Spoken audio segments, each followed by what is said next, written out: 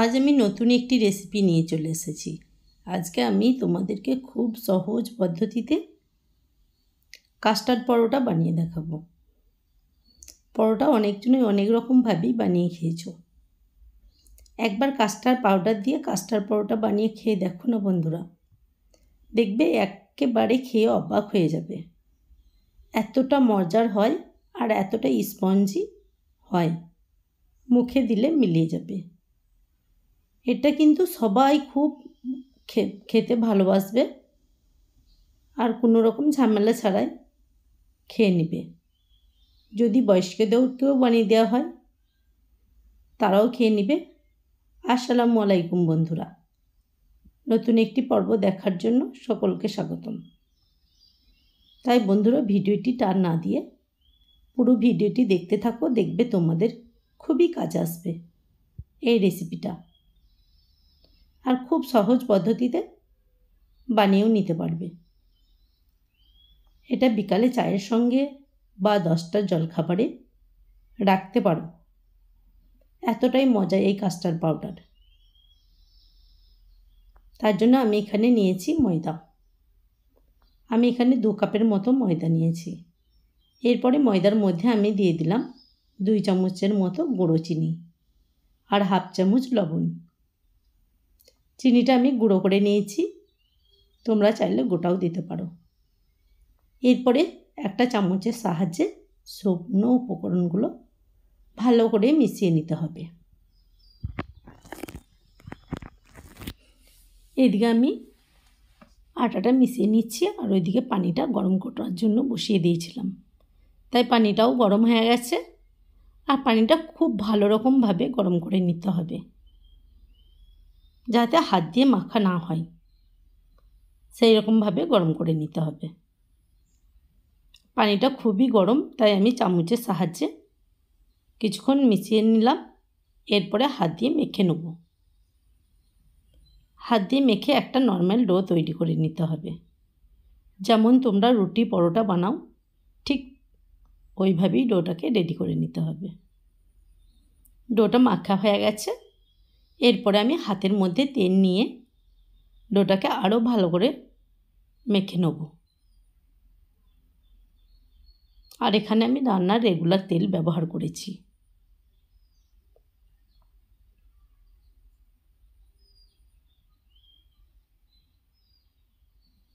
আটাটা খুব ভালো করে মাখানো হয়ে গেছে।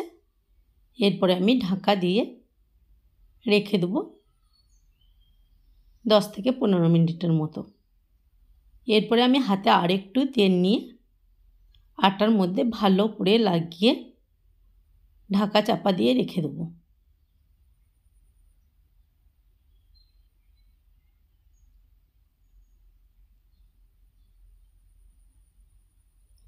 ঢাকনা দিয়ে ঢেকে রেখে দিলাম, একটা সাইডে রেখে দেবো।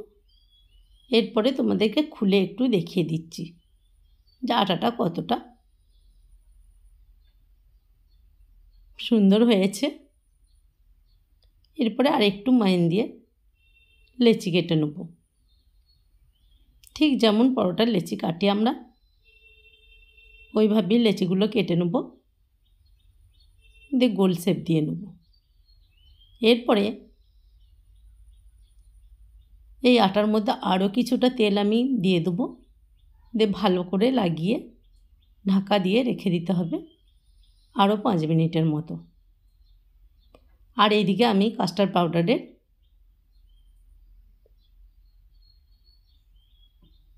রেডি করে নেব।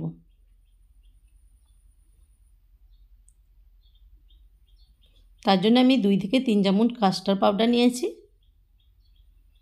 আর 2 চামচ সয়াবিন অয়েল নিয়ে নিলাম।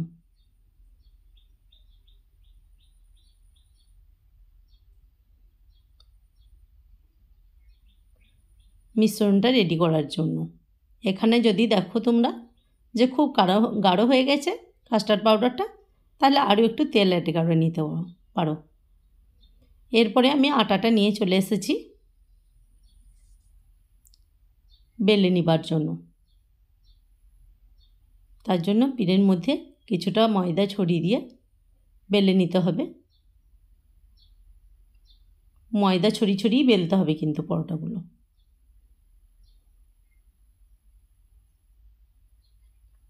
আর কোনো রকম ঝামেলা ছাড়াই খুব সহজেই বেলা হয়ে যাবে এই পরোটা।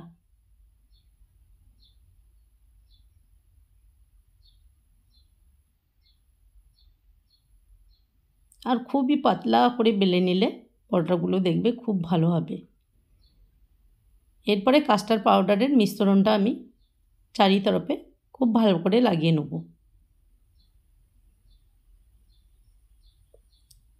ভালো করে লাগানো হয়ে গেলে আমি কিছুটা ময়দা ছড়িয়ে দেবো। তোমরা যদি চাও যে এখানে কাস্টার্ড পাউডার ছড়িয়ে দেবো তাও দিতে পারো।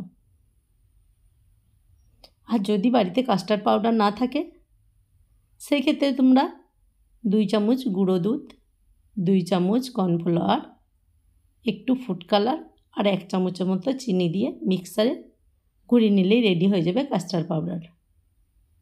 আর এই কাস্টার্ড পাউডারের রেসিপিটা তোমরা যদি জানতে চাও তাহলে আমাকে একটা কমেন্ট করে জানিও, আমি তোমাদেরকে বানিয়ে দেখিয়ে দেবো যে কোনো ভিডিওতে। আর আমি রুটি বেলে পরোটার আকারে শেপ দিয়ে নিয়েছি। এরপরে পরোটাগুলো আবার আটা ছড়িয়ে ছড়িয়ে বেলে নিতে হবে। পরোটাগুলো খুব পাতলা করলেও হবে না বা খুব মোটা করলেও হবে না, মিডিয়ামভাবে বেলে নিয়ে পরোটাটাকে রেডি করে নিতে হবে। আর একটু লম্বা সাইজ করে বেলতে হবে, তাহলে দেখতে ভালো লাগে।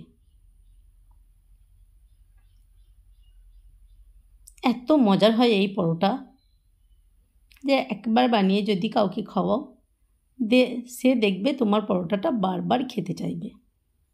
পরোটাগুলো আমার সবই বেলা হয়ে গেছে। আমি এরপরে রেখে দিয়ে ওভেনের মধ্যে কড়াই বসিয়ে দেবো। তোমরা যদি চাও যে পরোটাগুলো সেঁকে নেবো তাও সেঁকে নিতে পারো। আমি কিন্তু এখানে তেলে ভেজে নেব। তেলে ভেজে নিলেও খুবই কম তেলেই ভাজা হয়ে যাবে আর সুন্দর হবে, ফুলে ডাবল হয়ে যাবে। আর এটা সেঁকে নিলেও কিন্তু তেল দিয়ে খুবই সুন্দর হবে, খুব সুন্দরভাবে ফুলবে। আমি কিন্তু তেলে ছেঁকেই তোমাদেরকে দেখাচ্ছি।